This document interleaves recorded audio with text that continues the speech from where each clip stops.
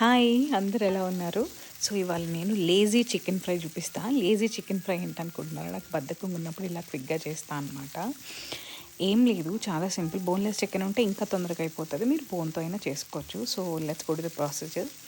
So ఏం లేదు, ఆయిల్లో మసాలా స్పైసెస్, ఉల్లిపాయ, కొంచెం జీడిపప్పు, కరివేపాకు అండ్ పచ్చిమిరపకాయ కూడా వేసుకోండి. నేను వేసుకోవడం మర్చిపోయాను.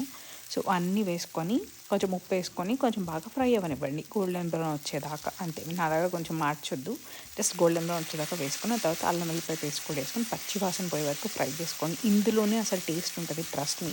ఎంత మంచిగా ఫ్రై చేస్తే అంత మంచి ఫ్లేవర్ వస్తుంది. తర్వాత బోన్లెస్ చికెన్ అండ్ దెన్ పసుపు మెయిన్ అనమాట ఇప్పుడు. అండ్ దెన్ టొమాటో మీకు ఇష్టం ఉంటే వేసుకోవచ్చు, లేకపోతే టొమాటో స్కిప్ చేయొచ్చు. కానీ ఏం ఫ్లేవర్లో తేడా ఉండదు, just give it a try. And then మూత పెట్టి మగ్గనివ్వండి. ఆ తర్వాత ఇలా జ్యూసీగా వచ్చేస్తుంది. దానిలో మనకు కావాల్సిన స్పైసెస్ లైక్ ఇంట్లో ఏముంటే వేసేయండి. అంటే ధనియాల పొడి, జీలకర్ర పొడి, చికెన్ మసాలా, కారం వేయండి. నేను కొంచెం కారం ఎక్కువ వేసాను, ఎందుకంటే పచ్చిమిర్చి వేసుకోలేదు కాబట్టి మీరు కొంచెం చూసి వేసుకోండి.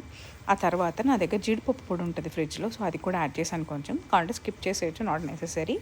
అది కూడా వేసుకుంటే కొంచెం బాగుంటుంది. ఆ తర్వాత కొంచెం గరం మసాలా, అంతా బాగా దగ్గర పడినివ్వండి. బోన్లెస్ చికెన్ కదా తొందరగా ఫ్రై అయిపోతుంది.